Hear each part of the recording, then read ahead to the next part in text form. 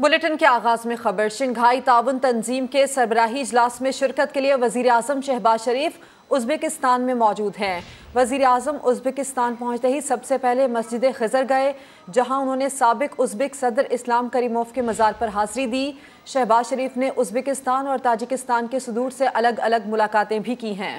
शहबाज शरीफ रूस, चीन, ईरान और तुर्क सदूर से मुलाकातें भी करेंगे। इस खबर से हम आपको अपडेट कर रहे हैं। ये अहम खबर है, अहम विजिट है। शंघाई ताउन तंजीम के सरबराही इजलास में शिरकत के लिए वज़ीर आज़म शहबाज शरीफ उज़्बेकिस्तान में मौजूद है। वज़ीर आज़म उज़्बेकिस्तान पहुँचते ही सबसे पहले मस्जिद खिज़र गए, जहाँ उन्होंने साबिक उज़्बेक सदर इस्लाम करीमोव के मज़ार पर हाज़िरी दी।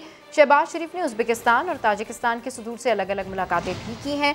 शहबाज शरीफ रूस, चीन, ईरान और तुर्क सदूर से मुलाकातें भी करेंगे। तो ये अहम विजिट है प्राइम मिनिस्टर का। शंघाई ताउन तंजीम के सरबराही इजलास में शिरकत के लिए वहाँ पर मौजूद हैं।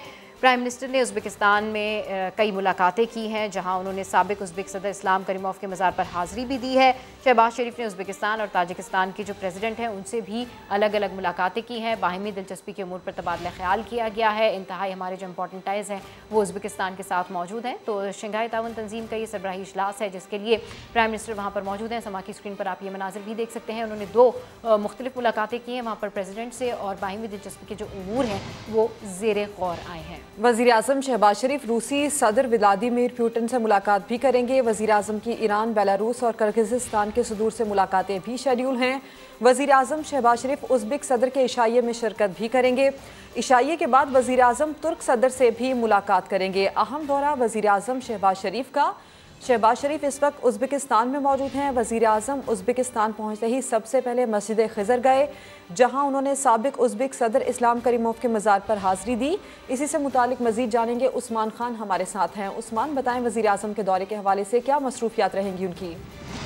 जी बिल्कुल, वज़ीर आज़म का चूँकि उज़्बेकिस्तान में 2 रोज़ा दौरा है, जहाँ पर वज़ीर आज़म शहबाज शरीफ ने हज़रत खिज़र कॉम्प्लेक्स का दौरा किया। वज़ीर आज़म की इस्लाम करीमोव के मज़ार पर भी हाज़िरी हुई है। ताजिकिस्तान के सदर इमाम अली रहमान से मुलाकात हुई है, जिसमें दोतरफा ताल्लुकात और बाहमी दिलचस्पी के अमूर पर गुफ्तगू की गई है।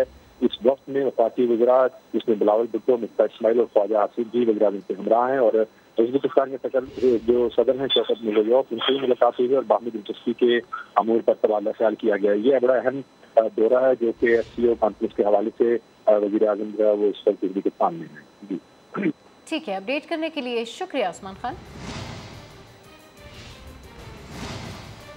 और अब कुछ अदालती खबरें शामिल करते हैं। खातून जज को धमकियों पर इमरान खान के खिलाफ दहशतगर्दी का मुकदमा खारिज करने की दरखास्त की समाअत इस्लामाबाद हाई कोर्ट में जारी है। चीफ जस्टिस की सरबराही में डिवीजन बेंच ये समाअत कर रहा है।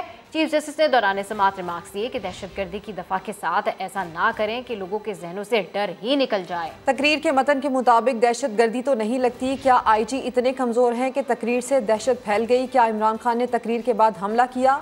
समाअत की मज़ीद तफसील जानेंगे। सुहेल रशीद हमारे साथ हैं। सुहेल, बताएं कि अब तक की समाअत में क्या कुछ हुआ, इसकी तफसील क्या है? देखिए, इमरान खान की जानिब से ये दरखास्त है कि उन पर दहशतगर्दी का मुकदमा बनता नहीं, उसे खारिज किया जाए। इस पर अब इस्लामाबाद हाई कोर्ट ने एक बार फिर तो पुलिस की जानिब से मामले पर GI की बनी थी, उसे तीर तक फैसला करके अदालत को आगाह करने की हिदायत कर दी है कि तीर तक बताएं क्या ये दहशतगर्दी का केस बनता है या नहीं। और साथ ही रिमार्क्स भी दिए चीफ जस्टिस सत्र में नला ने कि ये जो दहशतगर्दी की दफा है इसको बतौर डर उन ही लोगों के लिए रहने दें जो वाकई मुल्क की सालमियत के लिए खतरा है। इमरान खान की तकरीर अगरचे नामुनासिब थी, लेकिन उस पर दहशतगर्दी की दफात जो है वो बगैर नहीं लगती। लिहाजा आप GI सारे मामले को देखें, क्योंकि अदालत को बताया गया था कि इमरान खान कल शामिल तफ्तीश हो गई, इसलिए आज तक ये रिपोर्ट फाइनल नहीं हो सकी। तो अब उनके बयान की रोशनी में GI की दोबारा मीटिंग होनी है, जिसमें यह फैसला किया जाएगा कि ये केस बनता है या नहीं। अब 19 सितंबर तक समाअत मुलतवी कर दी गई है। सुहेल रशीद, आपका शुक्रिया। इस खबर के हवाले से आपको ये बताएं कि खातून जज को धमकियों पर इमरान खान के खिलाफ दहशतगर्दी का मुकदमा खारिज करने की दरखास्त की समाअत इस्लामाबाद हाई कोर्ट में इस वक्त जारी है। चीफ जस्टिस की सरबराही में डिवीजन बेंच ये समाअत कर रहा है। चीफ जस्टिस ने दौरान समाअत रिमार्क्स दिए कि दहशतगर्दी की दफा के साथ ऐसा ना करें कि लोगों के जहनों से डर ही निकल जाए। इमरान खान का लाडलापन खत्म हो जाए तो इससे निपटना कोई मुश्किल नहीं है। मरियम नवाज की सरबराह तहरीक इंसाफ पर कड़ी तनकीद। कहा, इदारों का इस बात पर इत्तेफाक होना चाहिए कि इमरान खान फितना है। ये हुकूमत में हो तो मुल्क के लिए मुश्किल खड़ी करता है, और अगर अपोजिशन में हो तो जाकर जत्थे बनाकर हमला आवर होता है। किसी प्रेशर में नहीं आना चाहिए। इंतखाबात अपने मुकर्ररा वक्त पर ही होने चाहिए। आर्मी चीफ के एक्सटेंशन के मामले पर उसूली मौक़िफ़ पर कायम हो। बिजली की कीमतों में इजाफे की हामी नहीं। ये शख्स मुल्क के लिए खतरनाक है, मुखालिफिन के लिए नहीं। अगर ये लाडला ना रहे तो मुखालिफिन को इसको डील करना ये काम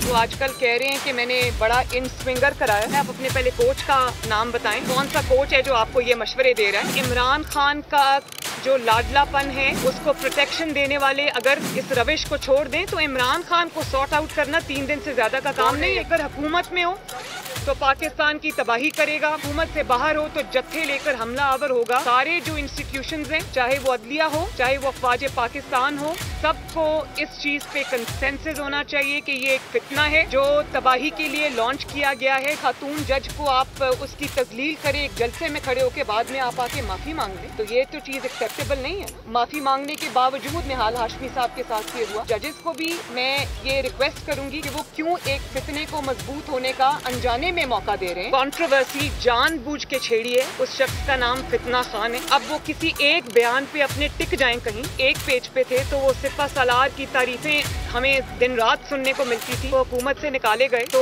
उन्होंने उनको मीर जाफर भी कहा, मीर सादिक भी कहा, XYZ भी कहा, जानवर कहा। मैं अपने असूल पे खड़ी। ये इनकलाब जिसकी अभी अभी एक्सपायरी हुई है ना, ये जो जाली इनकलाब, आज फिर अपना CV लेके घूम रहे हैं, बैसाखियां ढूंढ रहे हैं जत्थों के साथ, प्रेशर के साथ। हुकूमत को इस इंसान की कोई बात सुननी चाहिए, ना इसको कोई स्टेक होल्डर समझना चाहिए। फॉरेन फंडेड फितना के प्रेशर पे कोई फैसला नहीं होना चाहिए। इलेक्शन को 5 साल बाद अपने टाइम पर होना चाहिए।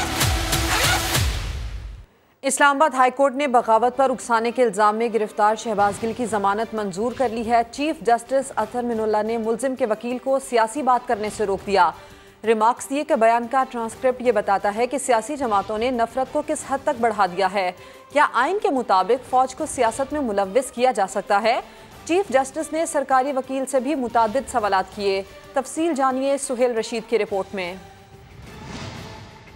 इमरान खान के chief of staff Shahbaz Gill को बगावत पर उकसाने के केस में जमानत का परवाना मिल गया। समाअत के दौरान मुल्जिम के वकील की केस को सियासी रंग देने की कोशिश चीफ जस्टिस बार बार टोकते रहे। कहा शहबाज गिल के लापरवाह बयान को किसी सूरत जस्टिफाई नहीं किया जा सकता। वो जिस हुकूमत के तर्जुमान थे वो भी ऐसे केसेस का सहारा लेती थी।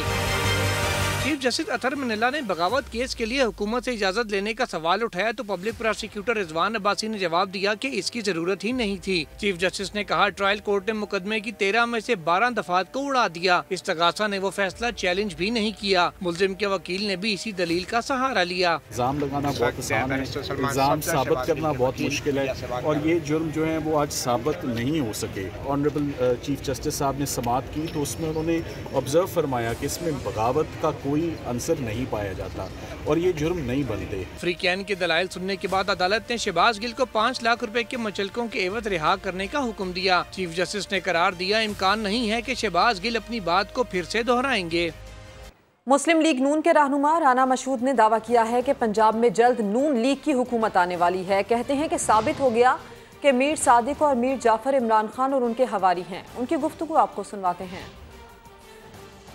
ऑफ चेंज शुरू हो चुकी हैं और पंजाब में अनकरीब PMLN की हुकूमत दोबारा आने वाली है। हमारे मुखालिफ जो पाकिस्तान दुश्मन एजेंडे पे चल रहे हैं, जो पाकिस्तान को कमजोर करना चाहते हैं, जो पाकिस्तान के अदारों को कमजोर करना चाहते हैं, उनके मुंह पर खाक मलने का वक्त आ रहा है। आज साबित हो गया कि मीर जाफर और मीर सादिक शौकत तरीन और उसके हवारी हैं। आज मीर जाफर और मीर सादिक इमरान खान और उसके हवारी हैं। मुस्लिम लीग काफ के रहनुमा कामिल अली आगा अचानक इलेक्शन कमीशन पहुंच गए। उनका कहना है कि हमारी जमात 1 माह से बगैर सरबराह के है। दरख्वास्त जमा करा रहा हूँ कि हमें फौरी तौर पर सुना जाए। इलेक्शन कमीशन में शाह मोहम्मद जतोई की सरबराही में 3 रुकनी बेंच मामूल के मुकदमात की समाअत कर रहा था कि कामिल अली आगा अचानक उसके सामने पेश हो गए। शाह मोहम्मद जतोई के इस्तफसार पर काफ लीग के रहनुमा ने जवाब दिया कि हमारे खिलाफ फैसला तो फौरी कर दिया गया था।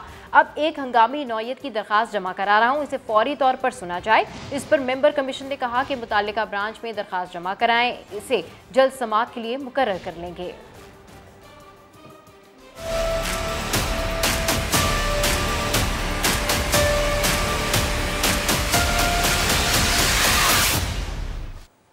और ये अपडेट के सारा साल खुश्क रहने वाले दरियाए सतलुज में तुगयानी आ गई है। कसूर के मकाम पर पानी की सतह फिर बढ़ने लगी है। सतह में 10 फुट इजाफा रिकॉर्ड किया गया है। जिले इंतजामिया का कहना है कि हेड गंडा सिंह वाला के मकाम पर पानी की गुंजाइश 19 फुट तक है। मजीद ये कि सतलुज में सैलाबी सूरत हाल नहीं, मानसून के बायस भारत से पानी आता है। उधर PDM का ये कहना है कि सूरत हाल के पेश नज़र जिले इंतजामिया पूरी तरह खबरदार है। सिंध में खैरपुर के 70 देहात का एक माह बाद भी ज़मीनी राब्ता बहाल ना हो सका। बच्चों और ख़वातीन समेत हज़ारों अफराद महसूर हैं। सांगड़ के बासी पीने के साफ पानी को तरस गए हैं। सैलाब मुतासरीन की मुश्किलात बरकरार। खैरपुर की तहसील फैजगंज में पकाचांग के 70 से ज़ायद देहात का एक माह बाद भी ज़मीनी राब्ता बहाल न हो सका। बच्चों और ख़वातीन समेत 30,000 से ज़ायद अफराद सैलाबी पानी में फंसे हुए हैं। इंतजामिया ने ताहाल बच्चों और ख़वातीन को रेस्क्यू नहीं किया। उधर सांगड़ में मुतासरीन पीने के साफ पानी की बूंद बूंद को तरस गए हैं। शहर में सप्लाई किए जाने वाला पानी आलूदा हो चुका है। बिजली की बंदिश से वाटर फिल्ट्रेशन प्लांट्स भी बंद हैं। इलाका मकीनों को शदीद मुश्किलात हैं। टंडोलायार में लाखों एकड़ ज़रई जमीनों से पानी निकाला नहीं जा सका। कपास की फसल बुरी तरह मुतासिर हुई है। मठियारी का कदीम कब्रिस्तान गंदे पानी की लपेट में है। सेवरेज और बारिश का पानी कब्रिस्तान के अंदर और इतराफ में जमा है। दूसरी जानिब कोटरी बैराज पर सैलाबी रेले की शिद्दत में बतदरीज कमी आ रही है। 13 दिन मुसलसल हाई फ्लड के बाद सैलाब दरमियाने दर्जे की कैटेगरी में दाखिल हो गया है। वज़ीर आला सिंध ने ठट्ठा में सैलाब मुतासरीन के कैंप का दौरा किया। मुलाकात के दौरान में सैलाब मुतासरीन के मसाइल सुने और ज़िले इंतजामिया की जानिब से मसाइल हल न किए जाने पर सख्त बरहमी का इजहार भी किया। वज़ीर आला सिंध मुराद अली शाह ने डिस्ट्रिक्ट हेल्थ ऑफिसर को मोबाइल डिस्पेंसरी भेजकर कैंप में तमाम मुतासरीन के फौरी तिब्बी मुआयने की हिदायत की। उन्होंने कहा कि मरीजों को अद्वियात मुहैया की जाएँ। मुराद अली शाह का कहना था कि वो ज़ाती तौर पर सूबे के स्कूल्स और सेहत मराकज़ का दौरा करके सूरत हाल का जायज़ा ले रहे हैं। मुतासरीन की मदद में किसी किस्म की कोताही और गफलत बर्दाश्त नहीं की जाएगी।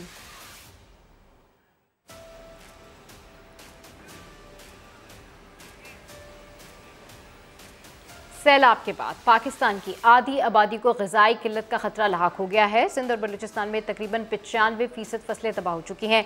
मुल्क का तकरीबन 70% ग़िज़ाई निज़ाम तबाह हो गया। तफसीलात जानते हैं हेड ऑफ समा इन्वेस्टिगेशन यूनिट जाहिद किशकोरी की इस रिपोर्ट में। बदतरीन सैलाब ने जिंदगियां तो निकली ही, जिंदा रहने वालों की खुराक भी निकल गया। सैलाब से सिंध और बलूचिस्तान में तकरीबन 95% फसलें तबाह हो चुकी। उधर पंजाब और KP में भी 30% फसलों को नुकसान पहुंचा है। नेशनल फूड सिक्योरिटी और मुतालिका सरकारी इदारों की इब्तिदाई जायजा रिपोर्ट में खबरदार किया गया है कि 70% फूड बास्केट तबाह होने से खुराक की कमी का खतरा है। 4 करोड़ आबादी के लिए खुराक का हुसूल मुश्किल हो सकता है। मुल्क में 14 मिलियन टन खुराक की कमी हो सकती है। सब्जी, फल और अजनास की कीमतें बढ़ती रहेंगी।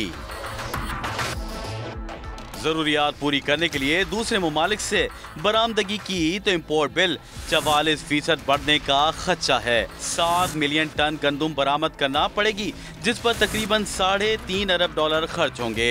1 लाख टन के मसाला जात और 6 लाख टन चीनी, 10 लाख टन इजाफी दालें और पाम ऑयल की खरीदारी पर भी भारी ज़र मुबादला खर्च होगा। और कागान डेवलपमेंट अथॉरिटी ने सैलाब से मुतासरा 216 खानदानों में राशन और दीगर सामान तकसीम किया। मोहम्मद फ़हीम रिपोर्ट करेंगे। बारिशों और सैलाब ने महानूर, बेला और मांडरी में तबाही मचाई थी। इलाके के 216 खानदानों को मुखय्यर अफराद के ताबुन से फूड पैकेजेस, टेंट, कंबल, सिलेंडर, हीटर और सोलर पैनल फराहम किए गए। अल्हम्दुलिल्लाह बहुत ज़बरदस्त रिस्पांस हुआ है कागान डेवलपमेंट अथॉरिटी के लिए। इंटरनेशनली और नेशनली लोगों ने काफ़ी चीज़ें भेजी हैं। और आपको बताता चलूं कि हम कोई कैश एक्सेप्ट नहीं करते हैं। Everything is in kind. जो किसी ने भेजा हम आगे, हमारा काम है कि हम और डिस्ट्रिक्ट एडमिनिस्ट्रेशन मिल के उसको तकसीम करें।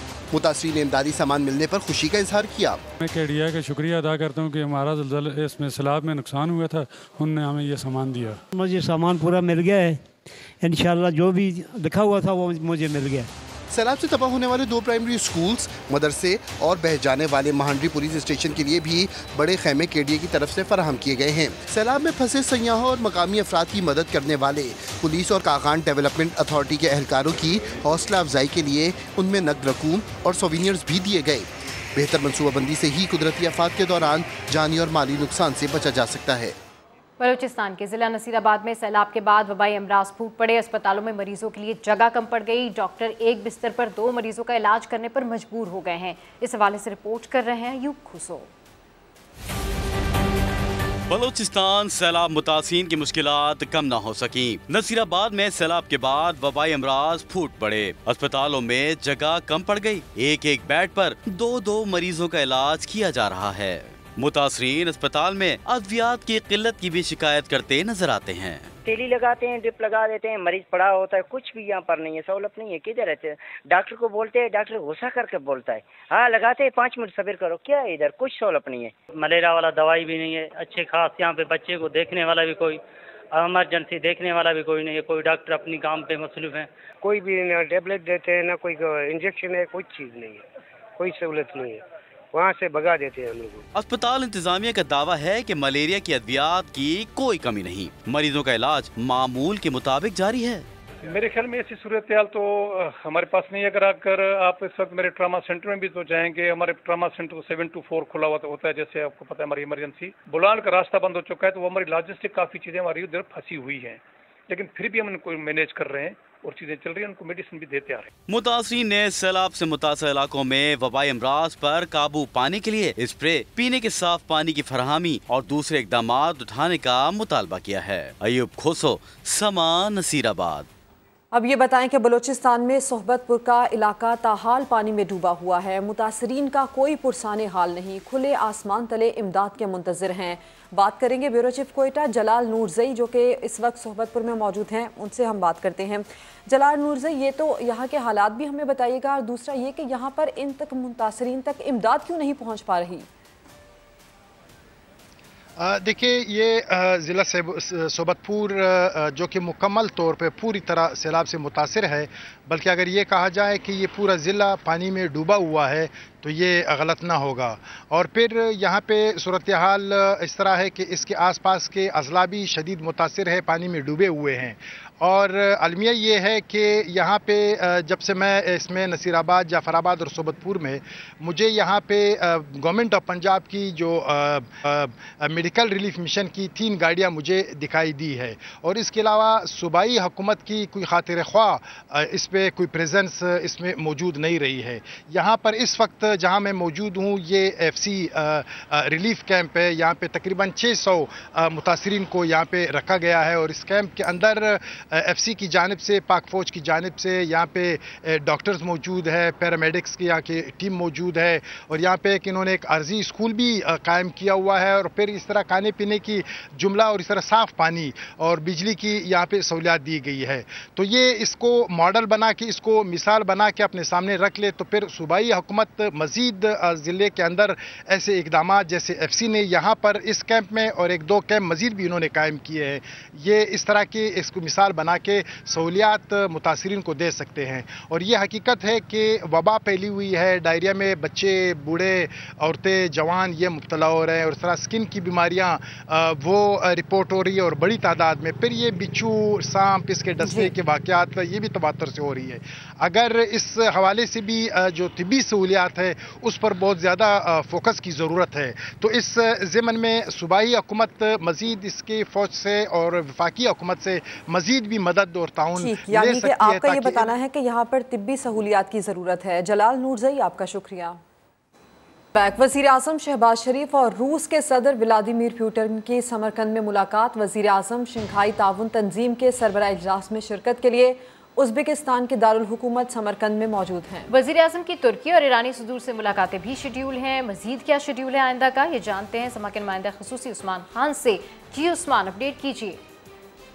जी बिल्कुल, वज़ीर आज़म चूँकि अहम दौरे पर हैं और इसी दौरे के दौरान रूसी सदर व्लादिमीर पुतिन से समरकंद में वज़ीर आज़म शहबाज शरीफ की ये साइड लाइन मुलाकात हुई है। बाहमी दिलचस्पी के अमूर, इलाकाई ताउन और खित्ते के मामला पर गुफ्तगू की गई और बाकायदा तौर पर इस हवाले से जो तर्जुमान वफाकी हुकूमत है वज़ीर इत्तलात मरियम औरंगज़ेब ने इस मुलाकात के हवाले से ट्वीट भी किया है और उसमें यही कहा कि ये अहम मुलाकात है जिसमें अहम अमूर जो है दोनों रहनुमाओं में जो है वो ज़ेर बहस आए हैं और इसके अलावा भी जो आलमी रहनुमा इस इजलास कॉन्फ्रेंस में शिरकत के लिए मौजूद हैं उनसे भी मुलाकातें जो है वज़ीर आज़म की होनी है जिसमें खित्ते के हवाले से जो है वो अहम अमूर पर मुशावरत की जाएगी और जो पाकिस्तान को दरपेश मसाइल हैं और जो खित्ते को दरपेश खतरात हैं उस हवाले से जो है वो बातचीत की जाएगी। तो ये अहम दौरा है जो कि 2 रोज़ा कॉन्फ्रेंस है ये उसमें वज़ीर आज़म मौजूद हैं और व्लादिमीर पुतिन से ये अहम मुलाकात हुई है। ठीक है, अपडेट करने के लिए शुक्रिया।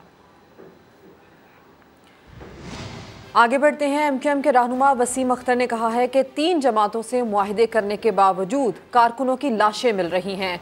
कराची में मकतूल कारकुन आबिद अब्बासी की नमाज जनाजा के बाद गुफ्तगू में वसीम अख्तर ने कहा कि अगर MQM के लापता कारकुन बाजियाब ना हुए तो उन्हें अपनी हुकूमत खुद संभालनी होगी।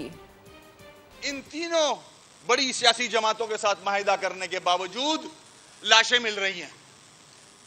शहबाज शरीफ साहब आपको इसलिए वजीर आजम बनवाया था कराची वालों ने कि लाशें उठाएं। आप लोग बता दें हमें, हम बंद कर देते हैं अपने ऑफिस। हम अपने जो 7 वोट आप हमारे इस्तेमाल करते हो इक्तदार में आने के लिए, हमारा भी तो मसला हल करो। अब अगर हमारे मिसिंग पर्सन रिलीज नहीं हुए और इसी तरह लाशें दी गई तो हुकूमत संभालो। फिर साबिक वजीर तालीम पंजाब राना मशहूद का कहना है कि शहबाज शरीफ दौर में ई-लर्न प्रोजेक्ट शुरू किया जिसको झूठों के टोले ने अपनी तख्ती लगाकर इंसाफ अकेडमी का नाम दे दिया। ई-लर्न प्रोजेक्ट में हर स्कूल को फ्री वाईफाई की सहूलत दी गई थी। वो लाहौर में मीडिया से गुफ्तगू कर रहे थे। ये झूठों का जो अंबार है ना, कल एक लॉन्च किया अपना इंसाफ अकेडमीज के नाम पे एक डिजिटल पंजाब के हवाले से। ये इतने झूठे लोग हैं। ई लर्न पंजाब के नाम से ये प्रोजेक्ट शहबाज शरीफ साहब ने उसका इफ्तिताह किया। मैं उस वक्त एजुकेशन मिनिस्टर था और वही तमाम चीजें उठा के इन्होंने उसको इंसाफ अकेडमी का नाम देके, और झूठ ये देखें, हमने जब लॉन्च किया था हमने तमाम स्कूलों में फ्री वाईफाई दिया था। कराची समेत सिंध भर में डेंगू टेस्ट के नाम पर आवाम को दोनों हाथों से लूटा जा रहा है। 200 रुपए वाली किट से टेस्ट करके शहरियों से 3000 तक फीस वसूल की जा रही है। इस हवाले से रिपोर्ट कर रहे हैं मुदस्सिर नजीर।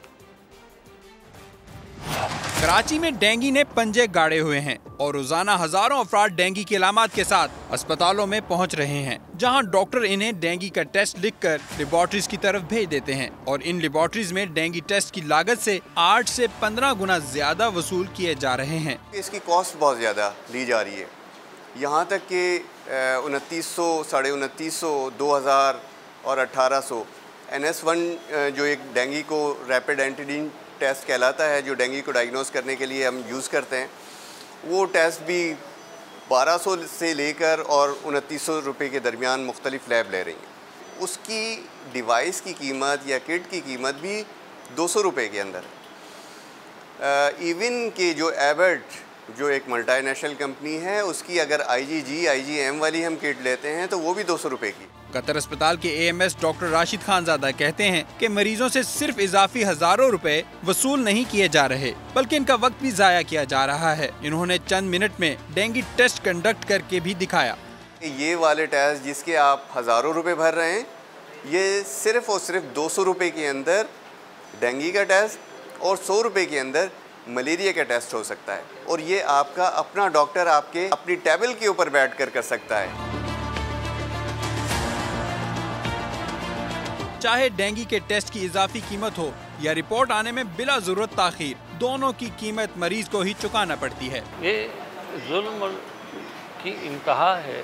200 रुपये का जो टेस्ट है वो 4000 रुपये का जो है वो आवाम से वसूल किया जाता है कि भाई आप जो है पहले इस मद में ये जमा कराएं। 14 सितंबर को सिंध हेल्थ केयर कमीशन ने भी लेबॉर्ट्रीज के लिए हुक्मनामा जारी करते हुए डेंगू के टेस्ट की ज्यादा से ज्यादा कीमत 850 रुपए मुकर्रर की थी, मगर माहिरीन का कहना है कि डेंगू टेस्ट की ये कीमत भी किट की लागत से 4 गुना से भी ज्यादा है। कैमरामैन अली मुशर्रफ और फैसल आगाई के साथ मुदस्सिर नजीर, समा, कराची।